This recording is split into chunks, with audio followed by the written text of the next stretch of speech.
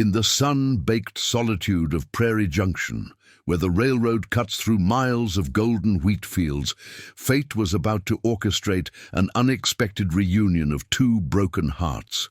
Mason Thorne, a weathered cattle rancher nursing the quiet grief of widowhood, never imagined finding love again at the dusty train platform where he collected his monthly supplies. But there she stood, Sarah Mitchell, abandoned in her faded wedding dress, deemed too old at 38 by a groom's family who never met her. As the merciless prairie sun beat down, he recognized in her eyes the same dignified sorrow he carried in his own soul. Sometimes life's deepest wounds lead us to our greatest healings, and love's sweetest stories begin where others end. Could two hearts, scarred by life's cruel disappointments, find the courage to believe in love? One. Last time. Before we jump back in, tell us where you're tuning in from. And if this story touches you, make sure you're subscribed, because tomorrow I've saved something extra special for you. Mason's boots left dusty imprints on the wooden porch as he entered the ranch house, the screen door creaking its familiar welcome. The setting sun painted long shadows across the kitchen, where Catherine's presence still lingered in every corner. His calloused fingers traced the edge of the old pine table, her table, where she'd served countless meals to hungry ranch hands and welcomed every stray soul who crossed their threshold. In the fading light, his eyes settled on the weathered recipe box perched on the highest kitchen shelf. It had been 2 years since he'd last opened it, since the day they laid Catherine to rest beneath the old oak tree overlooking their favorite pasture. The box held more than just recipes. It contained 15 years of their shared life, written in her flowing script on cards stained with vanilla extract and butter fingerprints. "Mr. Thorne?" Tom, his youngest ranch hand, called from outside. "The new calves need checking." "Be right there," Mason replied, his voice rough from disuse. These days, he spoke more to his cattle than to people. The recipe box seemed to watch him from its perch, like a sentinel guarding memories he wasn't ready to disturb. Catherine had been 39 when cancer took her, the same age he was now. Some mornings, he still reached across the empty bed, expecting to find her there. He stepped out onto the porch, where the evening air carried the sweet scent of prairie grass. Tom, barely 20 and eager to prove himself, waited by the corral. The boy reminded Mason of himself at that age, full of dreams about ranching and building a legacy. "The mama cow's having trouble," Tom explained, falling into step beside him. "Reminds me of that night last spring when Miss Catherine talked me through my first calving. Remember how she made us all hot chocolate afterward?" Mason nodded, throat tight. Catherine had always known exactly what everyone needed. A cup of cocoa, a kind word, a gentle push in the right direction. Her absence felt especially sharp during these moments when her wisdom would have made all the difference. The barn's interior was warm with animal heat and the sweet smell of hay. In the corner stall, a black heifer lowed softly, her sides heaving with effort. Mason rolled up his sleeves, muscle memory taking over as he assessed the situation. His hands knew what to do, even if his heart felt hollow performing these tasks without Catherine's steady presence beside him. Later that night, with a new calf wobbling beside its mother, Mason sat at the kitchen table. The recipe box seemed to call to him. With hands that trembled slightly, he finally reached for it, bringing it down from its perch. Inside, beneath recipes for buttermilk biscuits and apple pie, he found Catherine's letters, ones she'd written during her last months, tucked away like precious secrets. "My dearest Mason," the first one began, "when you find these, I hope, enough time has passed that the memories bring more smiles than tears." His vision blurred as he read her final gift to him, permission to love again. "Life is too precious to spend it alone," she'd written. "Your heart is too big to keep it locked away. When the right moment comes, and it will come, remember that loving again doesn't mean loving me any less." The screen door's creak startled him. Hannah, his sister, stood in the doorway with a covered dish. She'd been bringing him dinner every Sunday since Catherine passed, though they both knew he could cook just fine. "You're looking at her recipes," Hannah observed softly, setting the dish on the counter. "Found something else too," Mason replied, carefully folding the letter. "She always did think of everything." Hannah pulled out a chair, the wood scraping against the floor. "She would want you to be happy, Mason. 2 years is a long time to be alone." The words echoed Catherine's letter, so closely that Mason felt a shiver run down his spine.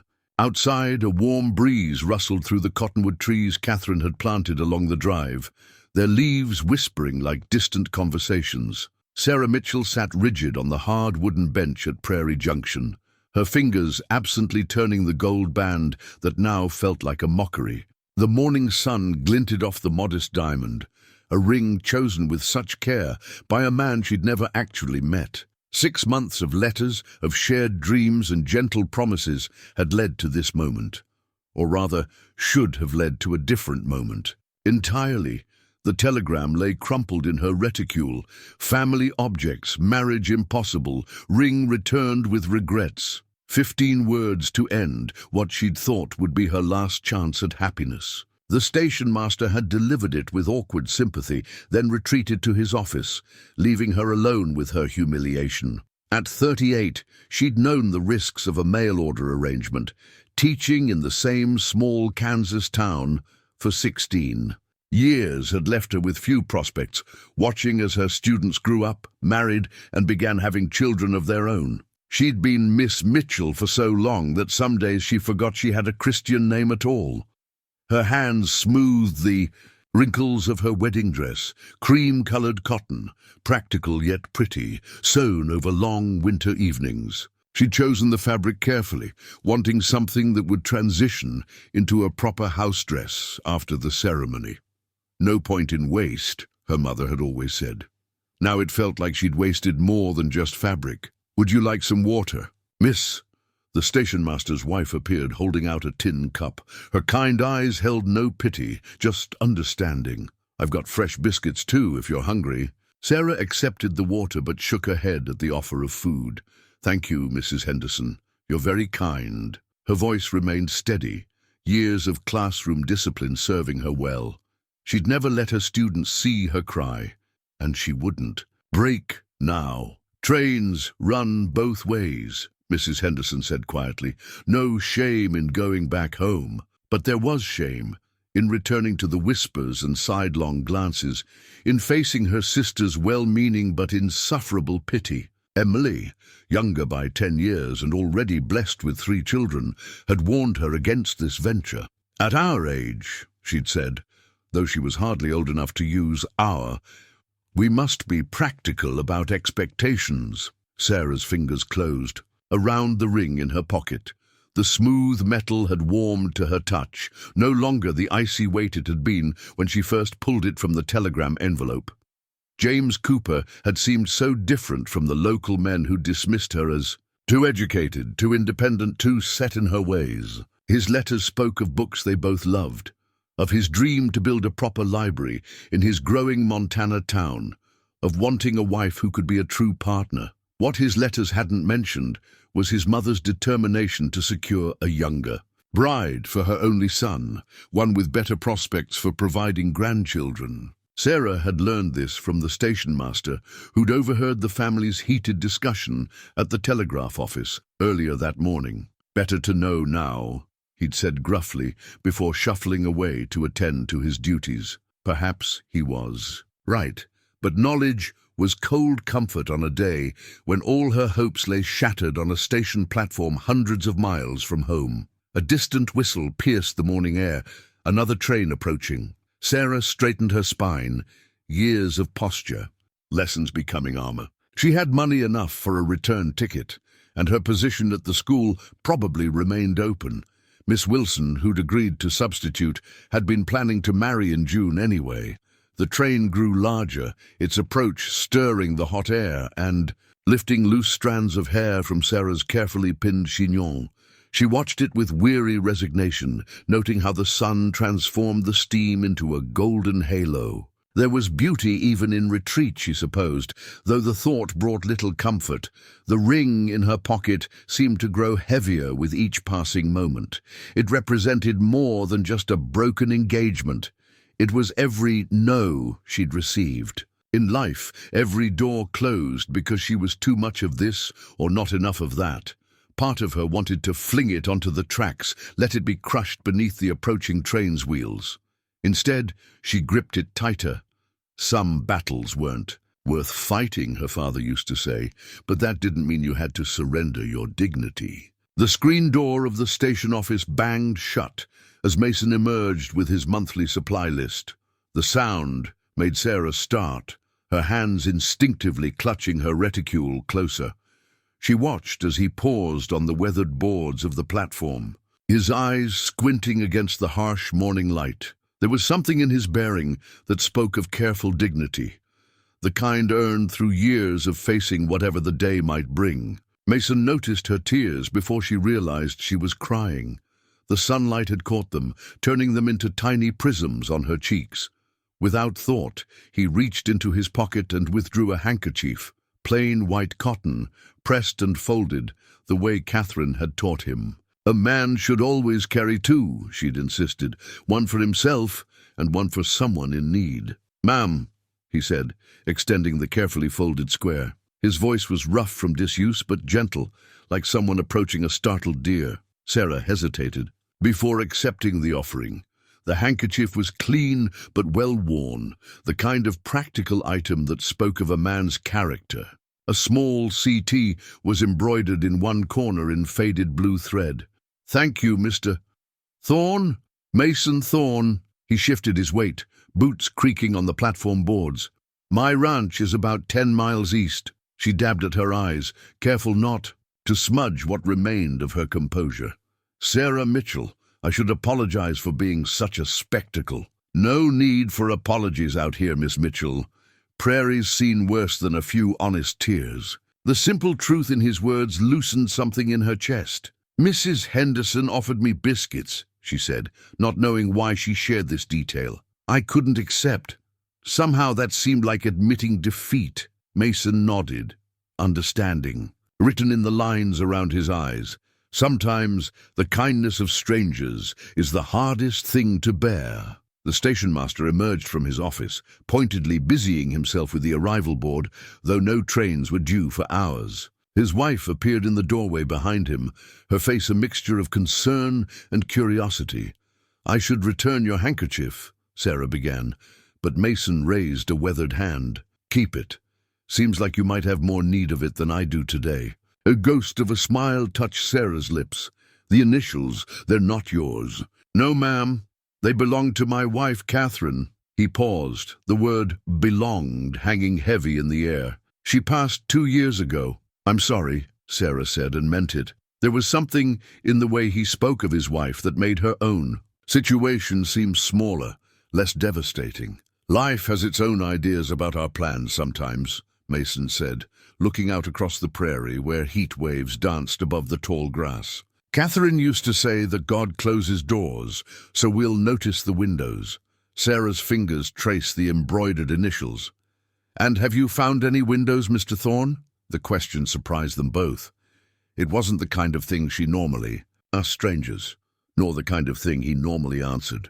But there was something about the moment, perhaps the shared understanding of loss, or simply the vastness of the prairie around them, that made honesty feel natural. "Some days I remember to look," he replied. "Others I'm still staring at." The door. Mrs. Henderson emerged from the station office with a fresh pot of coffee and 3 cups on a tray.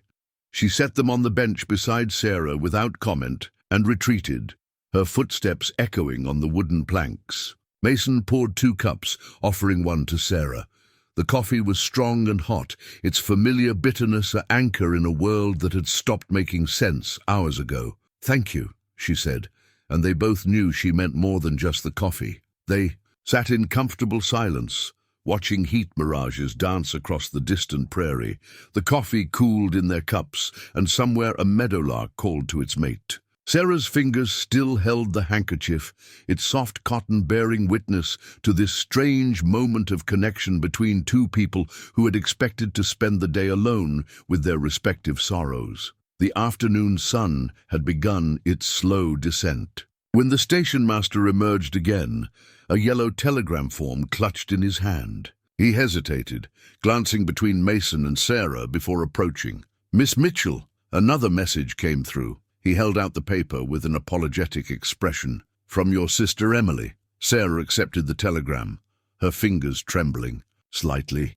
Mason found himself holding his breath as she unfolded it, noting how the paper crackled in the dry prairie air. "She wants me to come home immediately," Sarah said finally, her voice steady despite the emotion Mason could see in her eyes.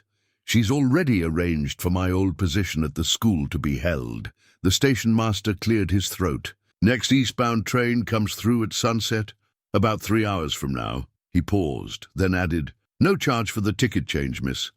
Least we can do." Mason watched as Sarah carefully refolded the telegram, tucking it away with the first one. Her movements were precise, controlled, the gestures of someone who had spent a lifetime maintaining dignity in difficult moments. He thought of Catherine's letter in his pocket, of her words about love and second chances. "Miss Mitchell," he heard himself say, "might I make an alternative suggestion?" Sarah looked up, surprise flickering across her features. The station master paused in his retreat, turning back with poorly concealed interest. "I own a good-sized ranch," Mason continued, his heart hammering against his ribs. 600 acres, debt-free, good water rights, strong herd. But it needs," he swallowed hard, "it needs what I can't give it alone. A proper home. A future." Understanding dawned in Sarah's eyes, along with something that might have been hope or fear. "Mr. Thorne, I'm not offering out of pity," he said quickly, needing her to understand, "and I'm not looking to replace what I've lost, but I recognize something in you, something steady and true, something worth building a life around."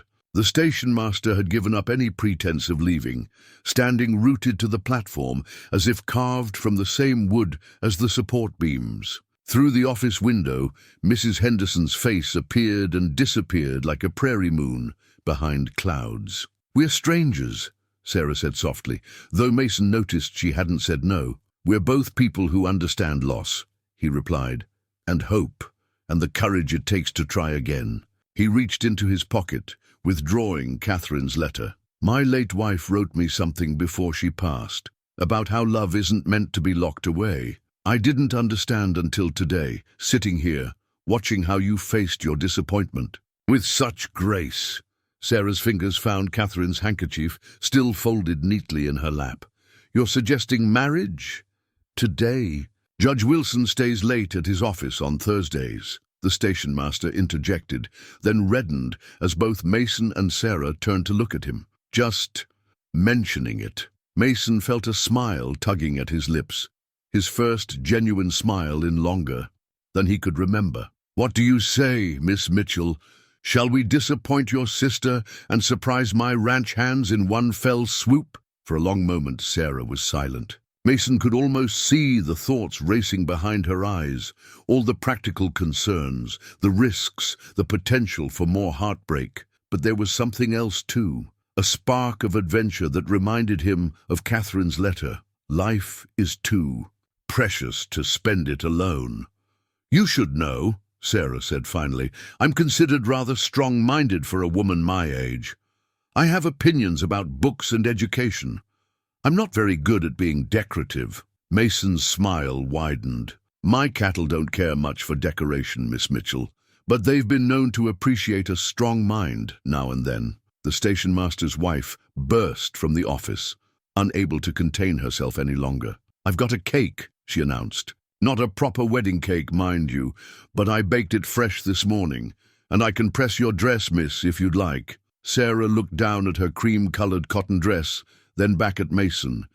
A slow smile spread across her face, transforming it in a way that made Mason's heart skip. "Well, Mr. Thorne, it seems the window you mentioned has just blown wide open." The ranch house emerged from the twilight, like a painting slowly coming into focus, a two-story structure of weathered wood and quiet dignity, with a wraparound porch that spoke of summer evenings and peaceful contemplation. Mason's wagon wheels crunched on the gravel drive as they approached, the sound drawing several ranch hands from the nearby bunkhouse.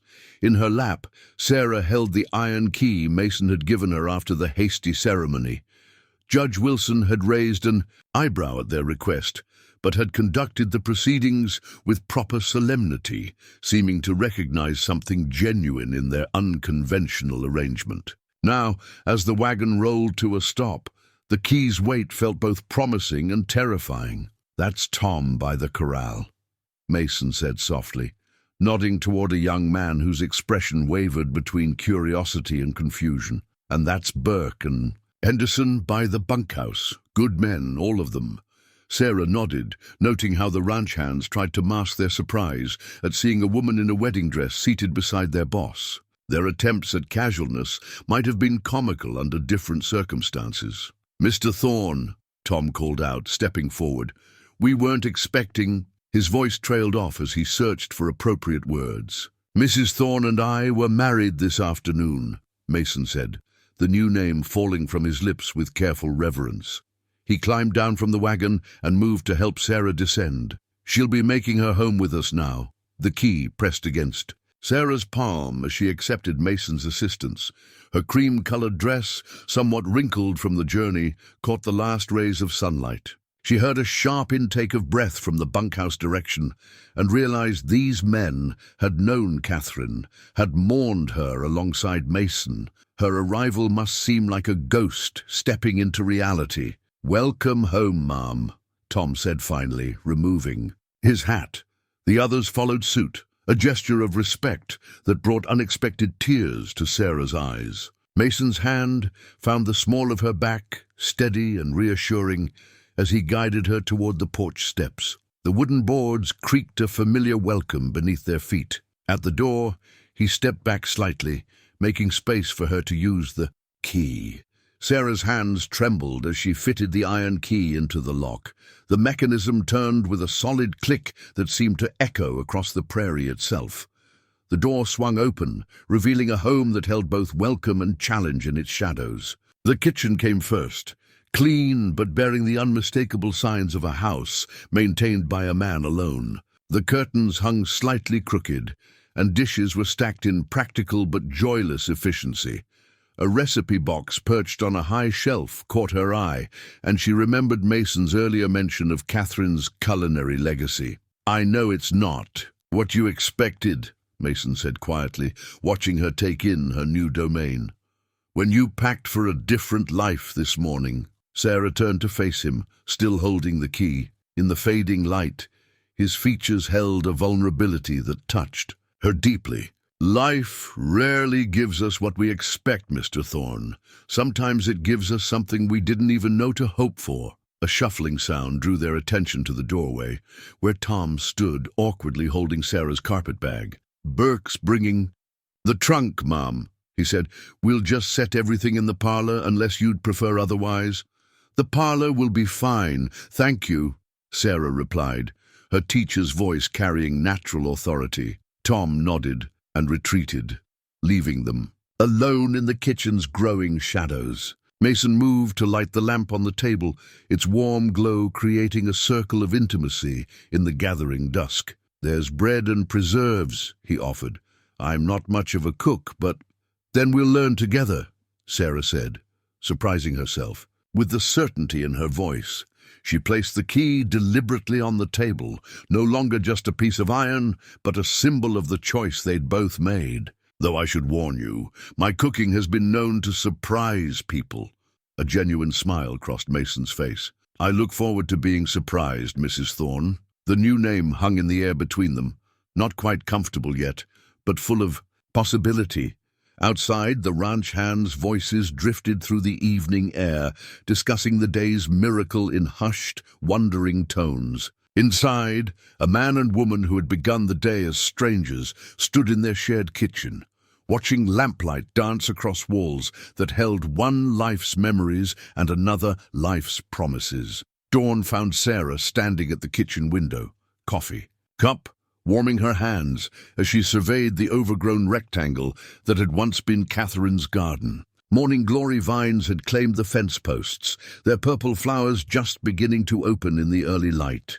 Beneath them, perennials fought for space with determined weeds, creating a wild tangle that spoke of both neglect and resilience. She loved that garden. Mason's voice came from behind her, startling Sarah from her contemplation. Used to say it was her piece of paradise in the prairie. Sarah turned to find him already dressed for the day's work, his coffee cup matching.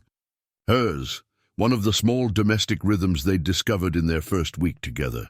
It's still beautiful in its own way, she offered. Wild, but beautiful. Mason moved to stand beside her at the window. I couldn't bring myself to touch it after, felt wrong somehow, changing what she'd planted. The garden seemed to hold their silence, morning light catching on dew-heavy spiderwebs strung between the ruins of what must have been neat rows. Sarah thought of Catherine's recipe box, now sharing space with her own modest collection of cookery notes. Some legacies she was learning were meant to be built upon rather than preserved unchanged.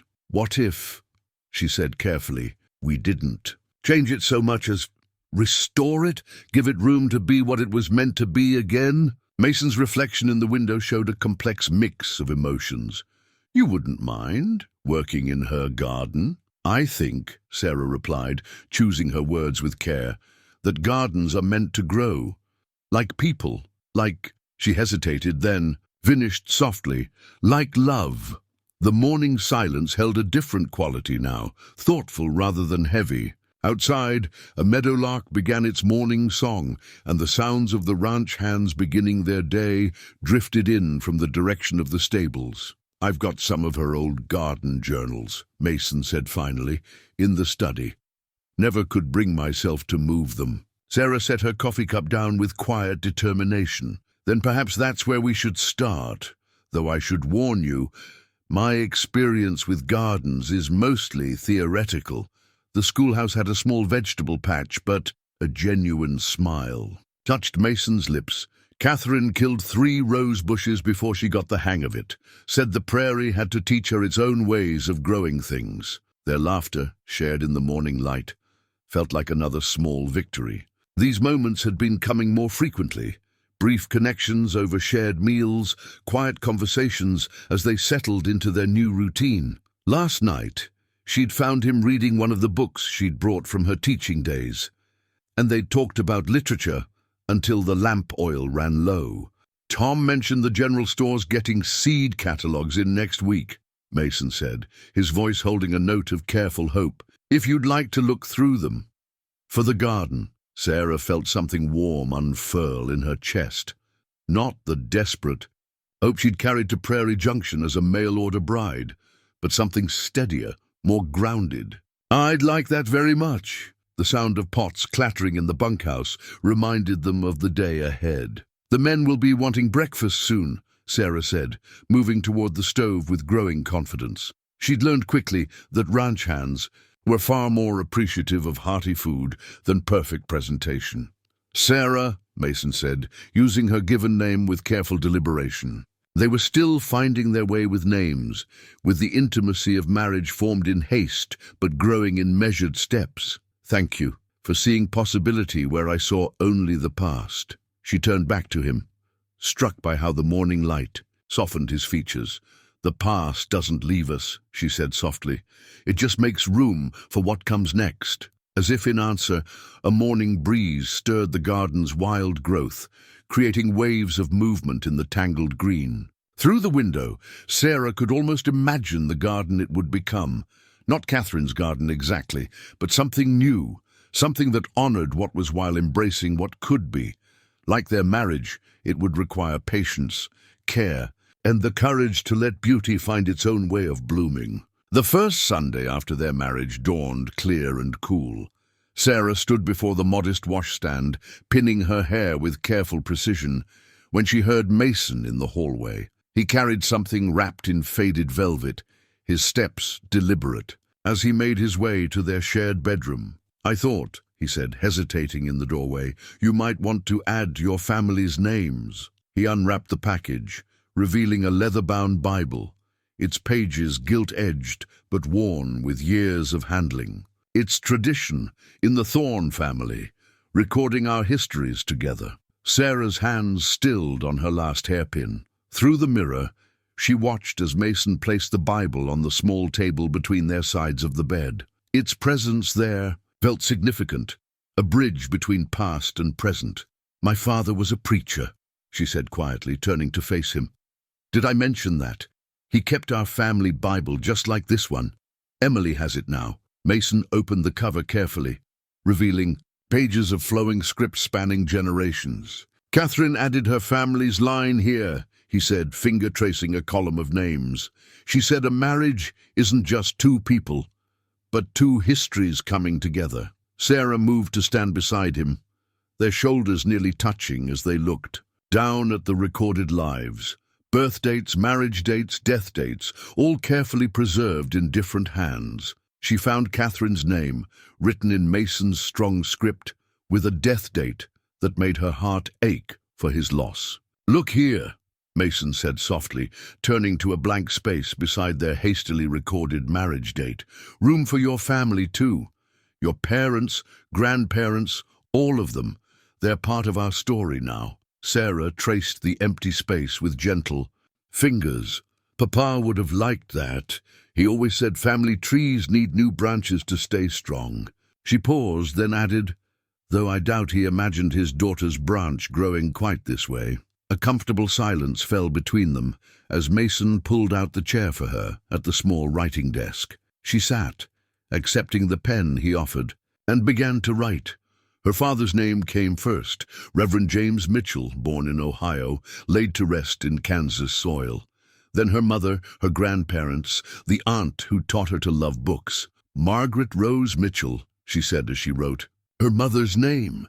She made the best apple pies in 3 counties. Used to say cooking was just love made visible. Mason smiled. Catherine would have liked her. She believed the same about her garden. The mention of Catherine no longer brought the awkward tension of their first days. Instead, it felt natural, a ghost transformed into a gentle presence, like pressed flowers between Bible pages. "Tell me about your parents," Sarah said, making room for the Thorne family history beside her own. As Mason spoke of his father's determination to build the ranch from nothing, of his mother's quiet strength, Sarah's pen moved steadily across the page, weaving their histories together in permanent ink. A knock at the door interrupted their task. "Mr. Thorne?" Tom's voice carried through the wood. "Burke's wife's asking if Mrs. Thorne's still planning to help with the Sunday school lesson." Sarah glanced at the clock, surprised by how the morning had slipped away. "I'll be right there," she called, adding the final name to their growing family tree. Mason helped her gather her teaching materials, primers and simple readers she'd brought from her old school. "You don't have to do this," he said, "teaching the ranch hand's children." "I want to," she replied, straightening her skirts. Besides, Mrs. Burke was right. They shouldn't have to ride 10 miles to town for basic schooling. She paused at the door, looking back at the Bible still open on the table. "We all bring what we can to a marriage, don't we? You brought me this home, this chance. I bring what I know, teaching, caring, trying to make things a little better." Mason's expression softened with understanding. Catherine used to say something similar, about how love isn't just feeling, it's doing. "She was a wise woman, your Catherine." Sarah said it naturally, without jealousy or reservation. "I hope sometimes she knows her garden will bloom again, that everything she planted here, love, family, hope, it's all still growing." Mason touched the Bible gently, their 2 family histories now forever entwined on its pages. "I think she knows," he said softly. "I think she's known all along." The sound of galloping hooves shattered the pre-dawn quiet. Sarah rolled over in bed to find Mason already pulling on his boots, his movements quick but controlled. Tom's voice carried through the window, tight with urgency. "Mr. Thorne, the north fence is down. Lightning strike from that storm last night. Cattle are already pushing through." Mason grabbed his hat. "How many head we looking at?" "At least 30 breaking for the Miller property. Burke and Henderson are trying to hold them, but with that fence down..." Sarah was already reaching for her dress. "I'll pack food for the men," she said. Years of crisis management as a teacher surfacing in her calm efficiency. Mason paused at the door. "This could be a long day. You don't have to..." "I know," she said, buttoning her dress with swift precision. "I want to. Now go, before we lose more cattle." The kitchen became her command center as she heard horses thundering away. She worked by lamplight, packing biscuits and jerky, filling canteens with fresh water.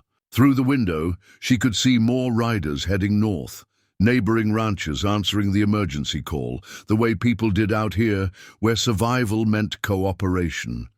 The broken fence represented more than just loose cattle. It was their first real crisis as a married couple, their first test as true partners. Sarah thought of Catherine's recipe box as she worked, wondering if she'd faced similar dawns, similar challenges. By the time she'd loaded the supplies into the wagon, the sun was beginning to paint the eastern sky in shades of promise. She clicked the reins, and the horses moved forward, knowing the way to the north pasture as well as she did, after weeks of bringing lunch to the men. The scene that greeted her was organized chaos. Riders moved in practiced patterns, trying to contain the scattered cattle. The fence lay splintered, a massive oak branch across its remains, testament to nature's fury. Mason sat atop his horse at the center, calling out directions with the quiet authority she'd come to admire. "Sarah," he called when he spotted her, genuine relief in his voice. "We could use those supplies, and..." He hesitated, then added, "could use your organizational skills too, if you're willing. Too many men, not enough coordination." She nodded, already assessing the situation. "The Miller boys riding in from the east," she reported, noting a dust cloud on the horizon.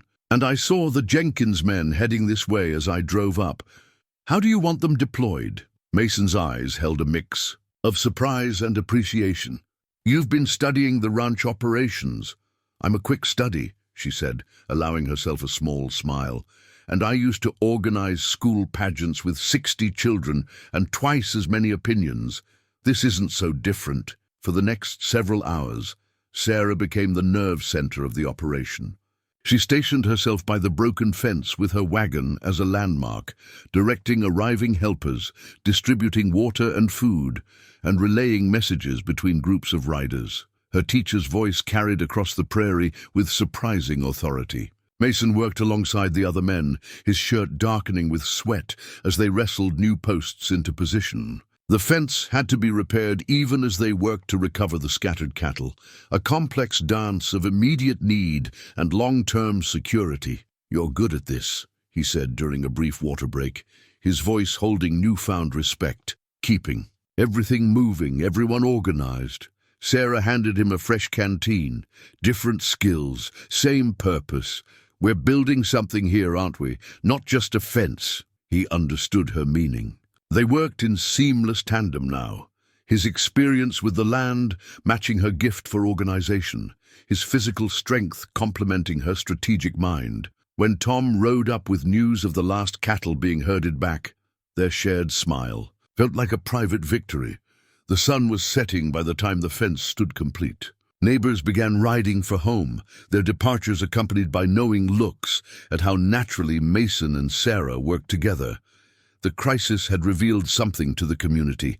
This marriage, rushed and unexpected as it was, had formed a genuine partnership.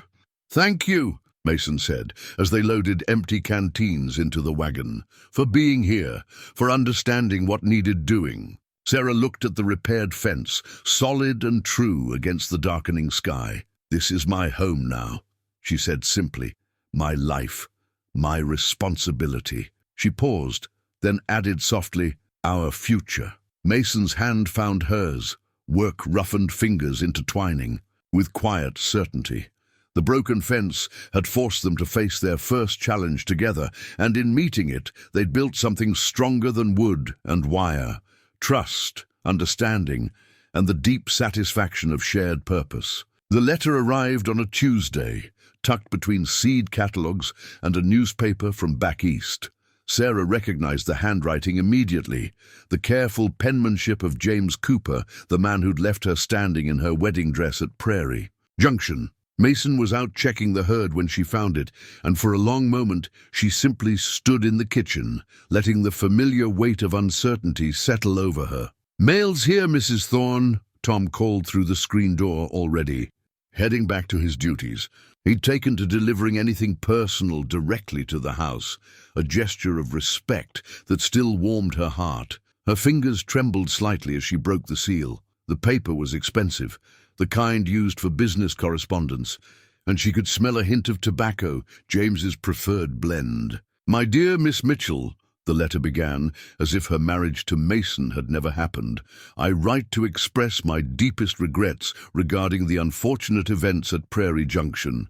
Mother has since reconsidered her position, and I find myself hoping that you might not have journeyed too far to consider returning." The screen door's creak announced Mason's return, just as Sarah reached the letter's middle section. She turned to find him watching her, his expression shifting from welcome to concern as he read her face. "Sarah, what's wrong?" She held out the letter wordlessly, surprised to find her hand steady now. Mason took it, his eyes scanning the carefully crafted sentences that spoke of reconciliation, of positions in James's growing town, of the library they'd once planned together. "He wants you to come back," Mason said finally, his voice carefully neutral. The kind of neutral she'd learned meant he was holding back stronger emotions. "He wants Miss Mitchell to come back," Sarah corrected, taking the letter and placing it deliberately on the kitchen table. "But she doesn't exist anymore. She disappeared somewhere between Prairie Junction and here." Mason's shoulders remained tense. "You had plans with him. Dreams. A whole life mapped out in those letters you exchanged. Paper dreams," Sarah said, softly, "like paper flowers, pretty to look at but no real roots." She moved to the window, looking out at the garden she'd begun to reclaim. Real flowers struggled there, fighting for life against the prairie wind, but their beauty was honest, earned. "The library," Mason said, and she heard the slight catch in his voice. "You could have that with him. Books, learning, everything you trained for." Sarah turned back to face him, really looking at this man who'd offered marriage to a stranger and then worked every day to turn that impulsive decision into something real. "Do you know what I've learned here, Mason? That life isn't about what you have, it's about who you become while building it."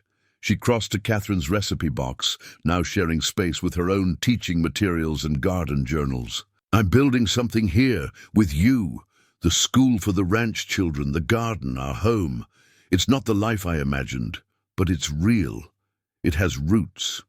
But if you regret, the only thing I regret," she interrupted, surprising them both with her vehemence, "is that it took me so long to understand the difference between dreams and reality. James Cooper offered me a position, a role to play. You offered me a partnership." Mason moved closer, close enough that she could see the mix of hope and uncertainty in his eyes. "Sarah, I never want you to feel trapped here. If there's something more you need," she reached for his hand, work roughened and real. "What I need is right here, a man who sees me as I am, not as an idea of what a wife should be, a home that challenges me to grow stronger every day, a life that's sometimes messy and hard, but always honest." Her fingers found the letter on the table, and with deliberate care she tore it in half. The sound seemed to break something in Mason, some last restraint. He pulled her close, holding her with a fierceness that spoke of fear and relief mingled together. "I thought," he whispered into her hair, "when I saw his handwriting, No," she said, understanding all he wasn't saying. "But some doors once closed should stay that way, especially when you've found a better window." Through their kitchen window, the prairie stretched endless and promising. their shared future written in every blade of grass, every head of cattle, every flower fighting its way toward the sun. Sarah felt Mason's heartbeat steady against her. Chica knew, with bone-deep certainty, that no paper dreams could compare to this reality they were building together. The first signs of the approaching storm came at dusk, an unnatural stillness in the air, a strange green tinge to the clouds building in the west. Sarah stood on the porch, watching the sky with growing concern as Mason emerged from his study, carrying a leather-bound journal, its pages yellow with age. "Father's weather diary," he explained, settling beside her on the porch swing. 30 years of storms and seasons, all recorded right here. He could read the prairie like most men read newspapers. Sarah leaned closer, examining the careful handwriting that documented decades of weather patterns. September 1899, she read. Clouds show anvil formation to northwest. Cattle restless, air pressure dropping. She looked up at Mason. "Just like today." He nodded, turning pages with practiced care. "That storm nearly took the barn. Father wrote down everything he learned from it. Where to move the cattle, how to secure the buildings, which signs to watch for." Thunder rolled in the distance, and the wind began to pick up, carrying the scent of rain. Tom appeared from the direction of the bunkhouse, his young face serious. "Mr. Thorne, Burke says this looks like a big one coming." Mason consulted the journal again. "Father's notes say with this wind direction, the creek bottom will flood first. We need to move the herd to higher ground." He turned to Sarah. "This could get rough." She was already heading inside. "I'll prepare the storm cellar and help Mrs. Burke gather the children from the outlying houses." "Sarah," Mason's voice stopped. "Be careful. These storms can turn mean fast." She touched his arm briefly. "Your father's journal will guide you with the cattle. Catherine's emergency supplies are still in the cellar." She knew what she was doing.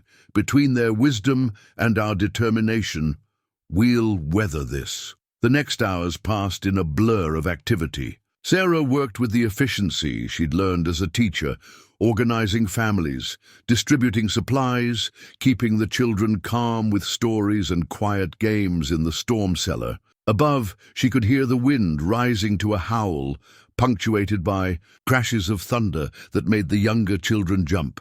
Through the cellar's heavy doors, she caught glimpses of the men working, dark shapes moving against the threatening sky, following Mason's directions as they urged the cattle to safer ground. The journal's warnings had been clear. Lose the herd, lose the ranch. "Miss Sarah," little Emma Burke tugged at her skirt, "is Mr. Mason gonna be okay out there?" Sarah gathered the child close, remembering other storms she'd weathered with frightened students.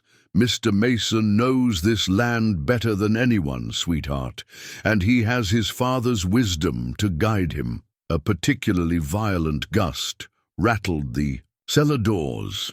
Mrs. Burke, helping to distribute blankets, paused to listen. Never heard the wind quite like this. Sarah thought of the journal's descriptions, the legacy of knowledge passed down through generations of ranch life. Mason's father wrote about a storm like this back in 1999. They survived that one, and we'll survive this. The hours crept by, marked by prayers and whispered conversations, by children finally drifting to sleep on makeshift pallets. Sarah kept watch at the doors, straining to see through the rain and darkness, waiting for any sign of the men's return. Finally, near midnight, the storm began to lose its fury. The wind dropped from a scream to a moan, and the lightning moved east, leaving them with the steady drum of rain. When the cellar doors opened, Mason stood there, drenched but whole, his father's journal tucked safely inside his coat. "The herd's safe," he reported as relieved families began to emerge. "We got them to the high ground just like Father's notes said. Lost some fencing, but nothing we can't rebuild." Sarah helped Mrs. Burke gather her sleeping children, then turned to find Mason watching her with a mixture of exhaustion and pride. "You handled everything here perfectly," he said softly. "We all did what needed doing," she replied, remembering. The quiet strength of the women and children waiting out the storm, everyone playing their part. Your father's journal, Catherine's preparations, our people working together, it all matters. Later, as they sat at their kitchen table with cups of hot coffee, Mason opened the weather journal again. Sarah watched as he carefully recorded the night's events in his own hand, adding to his father's legacy of knowledge. "It's more than just weather notes, isn't it?" she observed. "It's a story of survival, of learning to read the land and sky, of passing down what matters." Mason nodded, his pen moving steadily across the page. "Father used to say every storm teaches you something, if you're willing to learn. Tonight taught me that I'm a fortunate man, having a wife who knows how to be strong when strength is needed." Sarah reached across the table, her hand covering his, where it rested on the journal's weathered pages. Outside, the rain continued to fall, gentle now, bringing life to the parched earth. Together, they had faced their first real test as keepers of this land, this legacy, this life they were building. The storm had revealed not just their resilience, but the deep roots they'd begun to grow. Roots that, like the ancient prairie grass, could bend with the wind without breaking. The autumn fair transformed Prairie Junction from a dusty way station into a buzzing hub of activity. Bunting decorated the storefronts, and the smell of barbecue and fresh-baked pies filled the air. Sarah stood before their wagon display of preserved goods, straightening the jar of wild plum preserves she'd made using Catherine's recipe, amended with her own additions. "Those look fine, just as they are," Mason said softly, coming up behind her. He'd traded his work clothes for a clean shirt and his good hat, and Sarah felt a flutter of pride seeing him so handsome, so at ease. "I just want everything to be perfect," she admitted. "It's our first fair together, and everyone will be—" She trailed off, but Mason understood. "Watching?" he finished. "Let them watch. Let them see what we've built together." The morning sun caught the glass jars, making them glow like stained glass windows. Plum preserves deep purple, pickled beans in neat rows, golden peach butter that had taken all summer to perfect. Each jar represented hours spent in their kitchen, Mason reading from Catherine's recipes while Sarah experimented, both of them laughing over failed attempts and celebrating successes. "Mrs. Thorne!"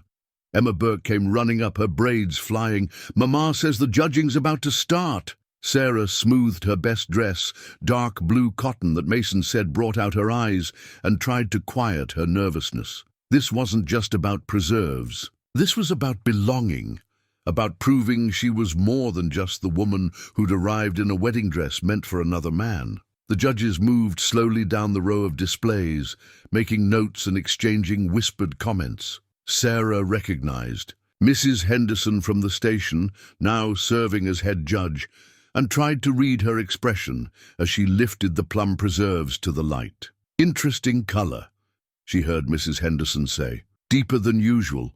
And look at the clarity. That'll be the wild plums." Mason spoke up, his quiet pride evident.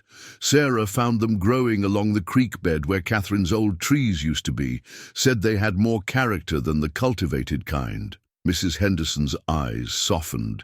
At the mention of Catherine, she always did say those wild plums were worth the extra trouble. She turned to Sarah.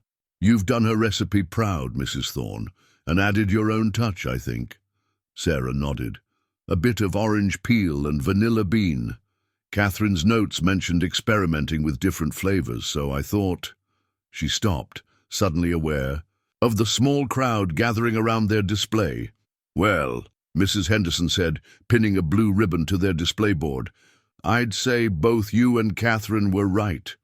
Best preserves I've tasted in 10 years of judging." The ribbon's blue silk caught the sunlight as bright as hope. Sarah felt Mason's hand find hers, squeezing gently. Around them, neighbors and townspeople offered congratulations, but it was the way they said "the Thornes" that meant the most, as if the name belonged to both of them now, had always belonged to both of them. Later, as the afternoon turned, Golden and fiddle music filled the air. Mason led Sarah toward the makeshift dance floor. "I'm not much for dancing," he warned. "Catherine used to say I had 2 left feet." Sarah smiled, remembering her school pageants. "Then we'll stumble together. Sometimes that's the best way to learn new steps." They moved slowly among the other couples, finding their rhythm. Sarah caught glimpses of familiar faces. Tom dancing with the miller's daughter, the Burkes watching their children play tag between the dancers, Mrs. Henderson serving up slices of prize-winning apple pie, a community that had become hers. One preserved jar and shared story at a time. "Look," Mason murmured, nodding toward their display. Little Emma Burke stood admiring the blue ribbon, her finger tracing its edges with careful reverence. Next generation of preserve makers in the making. "Maybe we could teach her," Sarah suggested. "Start a preserve-making class along with the regular lessons. Pass on what we know, just like Catherine's recipes were passed to us." Mason's arms tightened around her slightly. "Building something that lasts," he said softly. "Something bigger than just us." The blue ribbon caught the last rays of sunlight, transformed into a beacon of belonging. Sarah rested her head against Mason's shoulder, feeling the rightness of this moment, this life they'd chosen.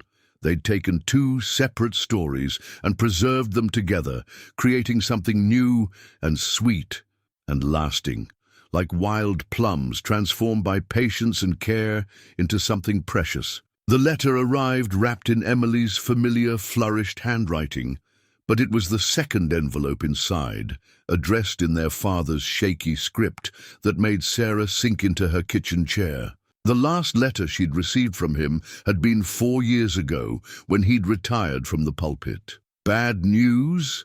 Mason asked from the doorway, his arms full of firewood for the approaching winter. Sarah shook her head slowly. "I'm not sure yet." She broke the seal on her father's letter, aware of Mason quietly setting down the wood and moving to put the kettle on. He'd learned, these past months, when to offer presents without pressure. "Dear Sarah," the letter began, "your sister tells me you have married.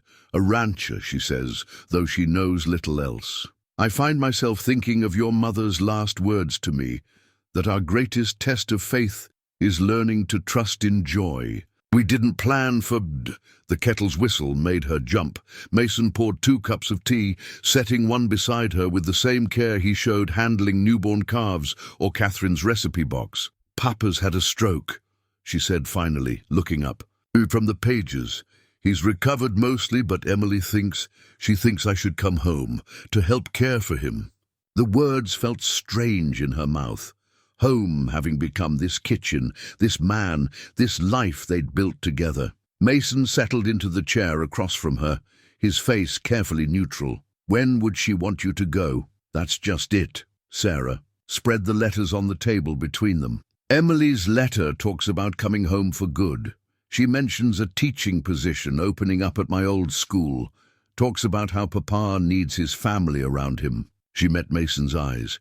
"She writes as if my marriage to you was just another false start, like the arrangement with James." The silence stretched between them, broken only by the crack and pop of the newly laid fire. Outside, the first snow of the season began to fall, delicate flakes dancing past the window. "Would you want to go?" Mason's voice was gentle, but Sarah heard the echoes of old wounds, Catherine's death, the years of loneliness, the fragile trust they'd built together. "Want to?" "No." She reached across the table, taking his work-roughened hand in hers. "But Papa raised us on sermons about duty and family obligation. Emily's carrying it all alone right now, and She squeezed his hand. "I need to know what you think, what you feel." Mason was quiet for a long moment, his thumb tracing circles on her palm. "I think," he said finally, "that I understand duty to family better than most. And I think that any man who raised a daughter like you deserves care in his time of need." He met her eyes steadily. "But I also think there might be another way." Sarah felt something ease in her chest, the beginning of hope. "What do you mean?" "The East. Room upstairs," he said. "The one we've been talking about turning into a proper library. It gets good light, and with some help from Tom and the others, we could add a bathroom like we did for Mrs. Burke's mother." He paused. If your father was willing, and if you wanted, you'd open our home to him? Sarah whispered. Even though he's a stranger. Mason's smile held a touch of his dry humor. Seems to me I have a history of opening my home to strangers who become family. Sarah stood, moving around the table to wrap her arms around his shoulders from behind. She pressed her face into his neck, breathing in the familiar scent of wood smoke and honest work. I love you, she said, the words coming naturally now. Do you know that? Not just for this offer, but for understanding who I am. All of me, including where I come from. He turned in his chair to face her. Write to Emily, he said softly. Tell her our door is open if father wants to come west. Tell her she's welcome too, her and the children, whenever they can visit. We'll make room. His eyes crinkled at the corners. That's what family does, isn't it? Makes room for what matters. Sarah looked around their kitchen, at Catherine's recipe box sharing space with her mother's old Bible, at the blue ribbon, from the fair hanging beside Mason's father's weather journal, at the way the firelight made shadows dance across walls that had seen generations of love and loss and new beginnings. Yes, she said, that's exactly what family does. She picked up her father's letter, seeing it now not as a threat to her happiness, but as an opportunity to bridge two worlds. I'll write to them tonight. Show them that home isn't always where you started. Sometimes it's where you find the courage to begin again. Dawn painted the wheat fields gold as Sarah stood at the edge of their property, watching the first harvest wagon roll toward the waiting fields. Mason had been up since before first light, checking equipment and organizing the crew. Now he rode, up beside her, his horse's breath making clouds in the cool morning air. First harvest together, he said softly, reaching down to touch her shoulder. Catherine always said harvest shows you what you've really been growing all year long. Sarah covered his hand with hers. More than just wheat and cattle, I'd say. The harvest crew assembled. Ranch hands and neighboring farmers who still believed in the old ways of communities working together. Tom sat proudly atop the new mechanical harvester, a purchase Mason and Sarah had decided on together after long evenings studying costs and capabilities. Mrs. Thorne, Mrs. Burke called from the chuck wagon, we're ready when you are. Sarah had spent weeks preparing for this day, combining Catherine's harvest recipes with her own innovations. The men would need steady meals to keep them going through the long days ahead. She'd learned that feeding a harvest crew was as much about nurturing spirit as body. Remember when you first came? Mason asked as she turned to go. Tom thought. You might be too citified for ranch life. Sarah laughed, remembering her early awkwardness. He wasn't entirely wrong. But growing into something new, that's what harvest is all about, isn't it? The day unfolded like a well-rehearsed dance. The mechanical harvester moved through the wheat fields, guided by Tom's careful hands. Teams of men followed, gathering and binding, their movements practiced and efficient. Sarah and Mrs. Burke kept the chuck wagon moving, bringing food and water where needed. Mason rode between groups, overseeing operations with quiet confidence. But Sarah noticed how often his eyes found her, as if making sure she was real, that this shared harvest wasn't just something he'd dreamed during his lonely years. By midday, the first fields were done. The men gathered in the shade of the chuck wagon, drinking coffee and sharing the hand pies Sarah had baked in the pre-dawn. Hours. She heard snippets of their conversation about how the ranch had changed, how it felt more alive somehow. Different kind of harvest this year, old Burke said, his voice carrying across the group. Feels more like the old days, when Catherine... He stopped, looking uncertainly at Sarah. Go on, she encouraged. I'd like to hear about those days. The old rancher's face softened. She'd make these molasses cookies, had her own special recipe. Said a harvest crew ran on sugar and stories as much as anything. Sarah reached into the wagon and brought out a tin. You mean these cookies? Found the recipe in her box. Took me 3 tries to get them right. The men's faces as they bit into. The familiar cookies told her more than words could. about memory and continuity, about how love could be passed down through something as simple as a well-worn recipe card. Later, as the sun began its westward slide, Mason found her by the last, unharvested field. "You've done more than just help with the harvest," he said. "You've helped bring the heart back to this place." Sarah watched the wheat ripple in the evening breeze. "We did it together. Everything growing here, the wheat, the garden, the new fruit trees we planted, it's all part of the same harvest, the one we're growing as a family." The mechanical harvester made its final pass, Tom grinning with pride as he guided it through. The last rose. The setting sun turned wheat dust to gold mist, creating halos around the workers as they began gathering their tools. "Catherine would have loved this," Mason said quietly, "seeing the ranch so alive again, seeing how you've taken what she started and helped it grow into something new." Sarah leaned against him, feeling the solid strength that had become her. "Home? I think she does see it, in the flowers blooming in her garden, in the recipes we've made our own, in the way this land keeps giving when you love it right." They stood together as the harvest moon rose, watching their crew head in for the evening meal. The air was rich with the smell of cut wheat and cooling earth, of meals shared and work well done. Their first harvest together had yielded more than full granaries and fat cattle. It had produced the sweet fruit of belonging, of two lives woven together as naturally as wheat stalks plaited into a harvest crown. "Come on," Mason said finally, taking her hand. "Let's go home. Tomorrow's another day of bringing in what we've grown." Sarah walked beside him, knowing he meant more than just the remaining wheat. They were harvesting the seeds they'd planted months ago on that train platform, seeds of trust, of second chances, of love that grew stronger for being chosen rather than planned. The winter of 1913 hit the prairie with unprecedented fury. Snow piled in drifts taller than a man, and temperatures dropped so low that breath froze in beards and eyelashes.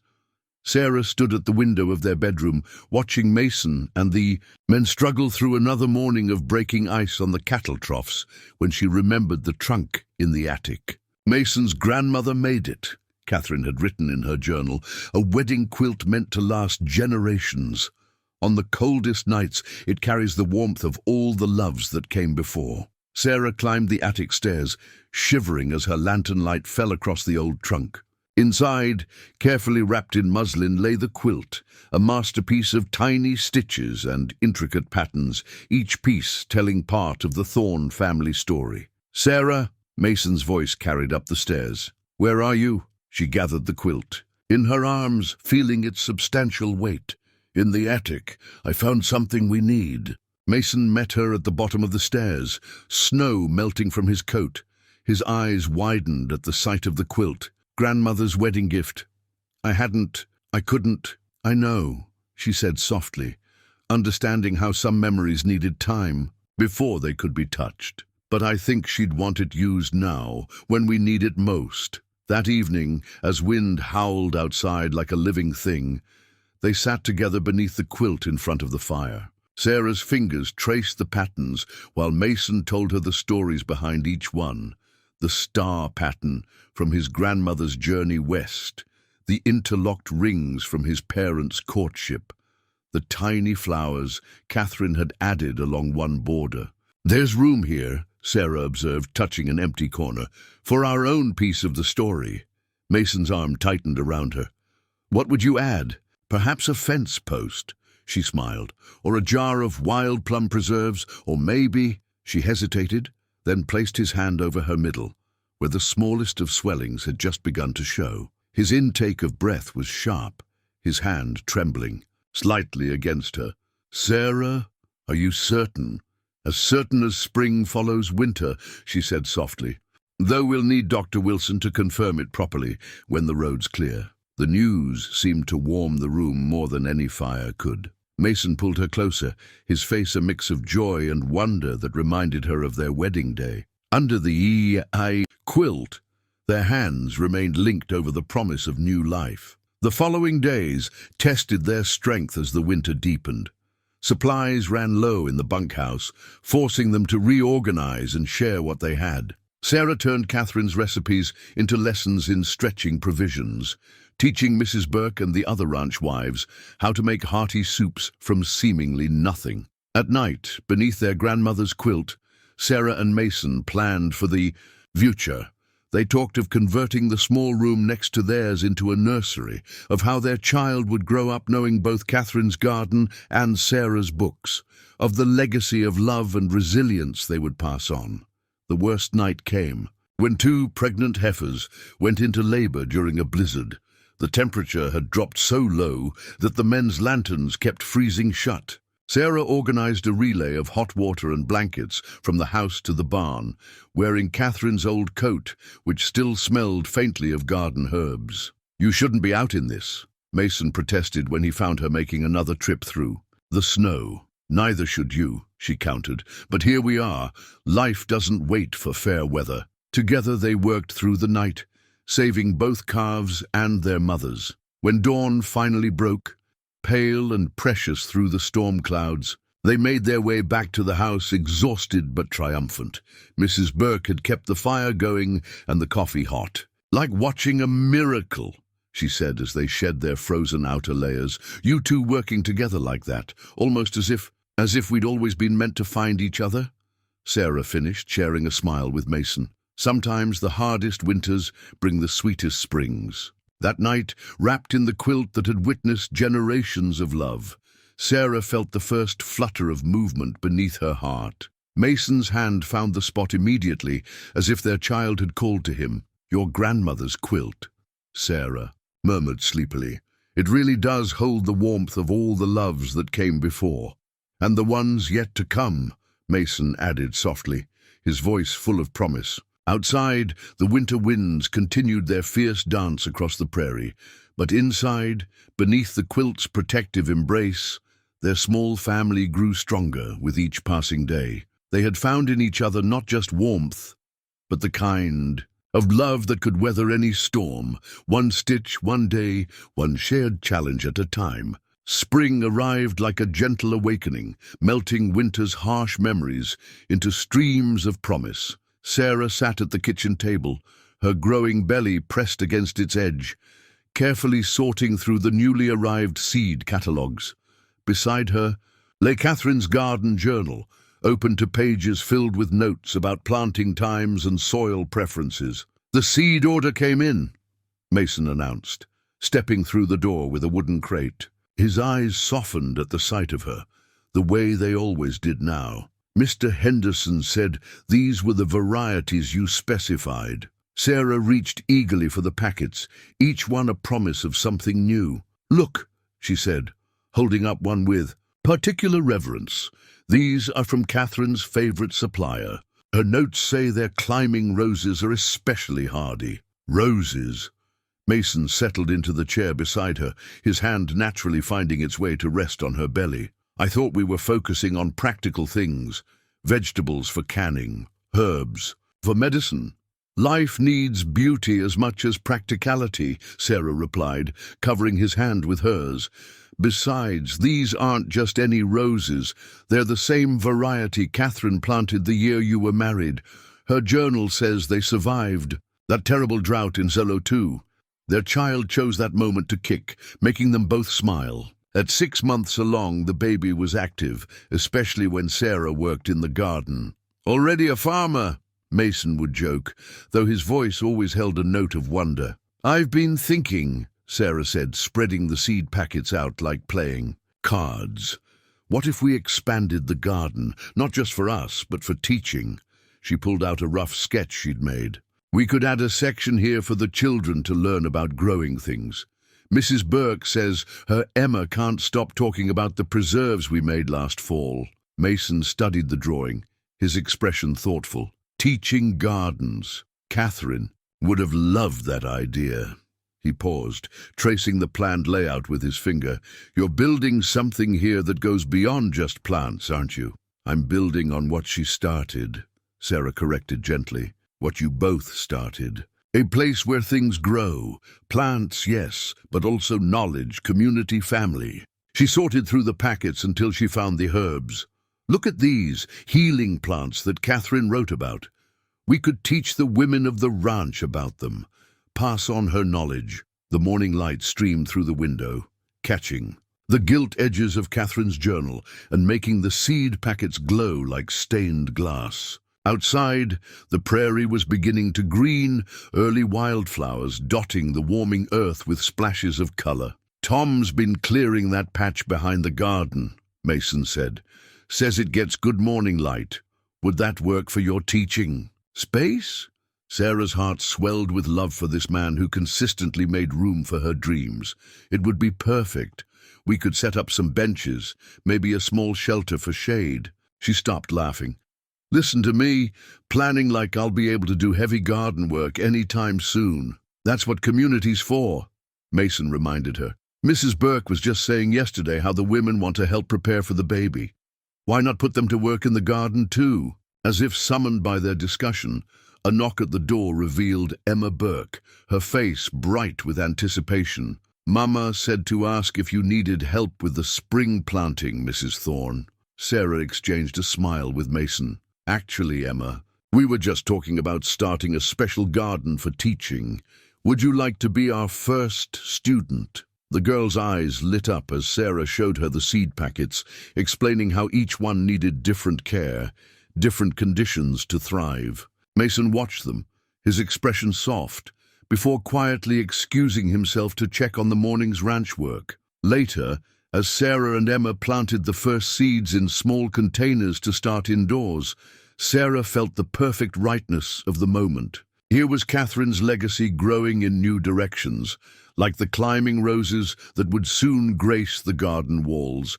Here was the future they were building, not just in the child she carried, but in the knowledge being passed down, the connections being forged. "Mrs. Thorne," Emma asked, carefully patting soil around a tomato seed, "do you think when the baby comes it'll love growing things too?" Sarah looked out at the prairie spring, at the land that had given her so much more than she'd ever dreamed. "That day at the train station, I think," she said softly, "that love of any kind, properly tended, can't help but grow." The morning of their first anniversary dawned clear and bright, much like the day they'd met at Prairie Junction. Sarah woke to find Mason's side of the bed empty, but a small package wrapped in brown paper lay on his pillow. Beneath it was a note in his careful handwriting, "Meet me where our story began." Her heart quickened as she unwrapped the package. Inside lay a gold wedding band, simple but elegant, clearly chosen with thought and care. Until now, she'd worn only the simple brass ring they'd hastily purchased the day of their wedding. Moving carefully with her 8 months pregnant form, Sarah dressed in the blue dress she'd worn at last year's fair. Through the window, she could see Tom already hitching the wagon, a knowing smile on his young face. The drive to Prairie Junction stirred memories with each familiar landmark. The fence they'd repaired together during that first crisis, the wild plum trees that had yielded such wonderful preserves, the creek where they'd found Catherine's roses growing wild. Each site was a chapter in their story. The station platform looked just as it had that day. Sun-bleached wood, the same creaking boards, even Mrs. Henderson's geraniums blooming in their tin cans. But now Mason stood waiting, dressed in his good suit, his hat held respectfully in his hands. "Exactly 1 year ago," he said as Tom helped her down from the wagon, "you sat here with a broken dream and incredible courage." He took her hands in his. "I didn't know then that watching you face disappointment with such grace would change my life forever." Sarah felt tears threatening. "Mason, let me finish," he said softly. "I've been thinking about what to give you for our anniversary. Thought about jewelry or maybe a new piano like you mentioned missing from your teaching days." He pulled something from his pocket, the brass ring she'd worn all year. "But then I realized what I really wanted to give you was a proper choice." He knelt carefully on the platform, mindful of his Sunday clothes. "Sarah Mitchell Thorne, this past year you've turned my house back into a home. You've helped me honor Catherine's memory while building our own joy. You've shown me that love isn't just something that happens to you, it's something you choose. Every day, he held up both rings. So I'm asking, will you choose me again?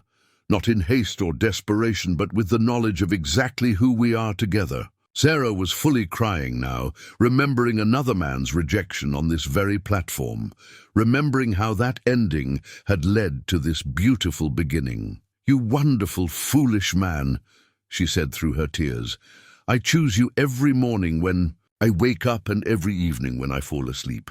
I choose you with every seed we plant and every story we share." She held out her hand, letting him slide the brass ring off and replace it with the gold one. But when he went to pocket the old ring, she stopped him. "No," she said, "let's keep it somewhere special, to remind us that sometimes the most precious things start simply." As if on cue, Mrs. Henderson emerged from the station office with a cake, a proper one this time, with white icing and fresh flowers from Catherine's garden. Other familiar faces appeared, the Burkes, Tom and his sweetheart, even Judge Wilson, who had married them. "Did you plan all this?" Sarah asked, amazed. At the gathering crowd, Mason smiled. "Actually, they planned it. Said our story gave them hope. Reminded them that love can bloom in unexpected places." They shared cake and memories on the platform where their journey had begun. Sarah noticed how naturally Mason's hand kept finding hers, how their fingers intertwined like the roses climbing their garden walls back home. "Your father's train arrives next week," Mason reminded her softly. "Think he'll understand our story when he sees it firsthand." Sarah touched the new ring, feeling how right it felt. "He'll understand. Love's funny that way. Sometimes you have to step back to see its perfect logic." The afternoon sun turned the prairie to gold, just as it had a year ago. But now, instead of an ending, Sarah saw beginnings everywhere, in the life growing within. Her in the garden, waiting for her father's arrival, in the way Mason looked at her with eyes full of chosen joy. "Happy anniversary, Mrs. Thorne," he whispered, his hand warm in hers. "Happy anniversary, Mr. Thorne," she replied, knowing that this moment, this man, this life was better than any dream she could have planned. 1 year and 3 months after their own fateful meeting, Mason and Sarah sat together on the Prairie Junction platform, waiting for the afternoon train. Their 2-month-old daughter, Catherine Rose, slept peacefully in Sarah's arms, wrapped in the grandmother's quilt that had seen them through the winter. "Train's running late," Mason observed, his hand resting protectively on the small of Sarah's back. "Reminds me of another afternoon at this station." Sarah smiled, remembering when a heartbroken woman in a faded wedding dress learned that sometimes life's cruelest disappointments lead to its greatest blessings. The station looked different now, or perhaps they saw it differently. Mrs. Henderson's geraniums had been joined by cuttings from Catherine's roses, which Sarah had shared in the spring. The hard wooden bench where she'd once sat in despair now held a cushion embroidered by the ranch wives. A commotion from the station office drew their attention. A young woman emerged, clutching a carpetbag, her face bearing the unmistakable look of shattered hopes. Sarah recognized that expression, had worn it herself not so long ago. "Third one this month," Mrs. Henderson said quietly, approaching with a cup of water for the girl. "Mail order arrangement gone wrong." Family took one look at her grey hair and said she was too old at 40. Mason and Sarah exchanged a glance heavy with understanding. Their daughter stirred, her tiny hand reaching up to grasp Sarah's finger. Looking at the stranger's devastation, Sarah felt the weight of all the moments that had led her here, to this man, this child, this life, rich with chosen love. "Would you hold Catherine Rose for a moment?" she asked Mason, already knowing his answer. He took their daughter with practiced tenderness, the sight still making Sarah's heart swell. She approached the woman slowly, recognizing the way she held herself rigid against breaking. "I'm Sarah Thorne," she said softly, "and I know exactly what you're feeling right now." The woman looked up, surprise breaking through her misery. "You do?" Sarah settled beside her on the bench, the same bench where Mason had first offered her his handkerchief. "A year ago, I sat right here in a wedding dress, having just received a telegram very much like yours." She paused, letting that sink in. "Would you like to hear what happened next?" As Sarah spoke, Mason walked their daughter nearby, his presence steady and reassuring. She told the woman, Rachel Miller was her name, about choices and chances, about how love sometimes comes disguised as devastation, about a man who saw her strength instead of her age, who offered partnership instead of mere position. But that sort of lightning couldn't strike twice, Rachel protested weakly, though hope had begun to kindle in her eyes. "Perhaps not exactly the same way," Sarah agreed, "but I know for a fact that the Jenkins Ranch is looking for a housekeeper. Mr. Jenkins lost his wife last spring, and those 4 children of his need a mother's touch." She smiled gently. "He mentioned just yesterday that he wanted someone with life experience, someone who would understand growing children's hearts as well as keeping their clothes mended." "I was a seamstress," Rachel said softly, Before I thought I needed to change everything about my life." "Sometimes," Mason said, rejoining them with their sleeping daughter, "the life you need is waiting just around the corner from the life you thought you wanted." The afternoon train whistle sounded in the distance, the train that would have taken Rachel back east, back to a life grown too small for her spirit. Instead, Sarah watched her square her shoulders with new purpose. "The Jenkins place, you said?" Later, after they'd seen Rachel settled with a proper introduction to the Jenkins family, Mason and Sarah stood again on the platform, waiting for the evening train that would bring her father to his new home with them. "You know," Mason said, thoughtfully, "watching you with Rachel today, it made me realize something. We're not just building a life anymore, we're building a legacy." Sarah looked down at their daughter, seeing in her peaceful face all the possibilities of love and courage yet to come. "Catherine's garden grows more than just roses now," she said softly. "It grows hope, second chances, new beginnings." The evening train approached, its whistle calling across the prairie like a voice from the past, reaching toward the future. Sarah felt Mason's arm around her waist, solid and sure. Their daughter sighed in her sleep, and the setting sun turned the station's weathered boards to gold, just as it had that first day, when 2 broken hearts had found the courage to believe in love one last time. "Welcome home," Sarah whispered, though whether to her approaching father, to Rachel finding her new path, or to her own complete and chosen happiness, she wasn't quite sure. Perhaps to all of them, to every heart that had or would find its way, to healing on this sun-warm platform where endings became beginnings, and love proved stronger than any careful plan.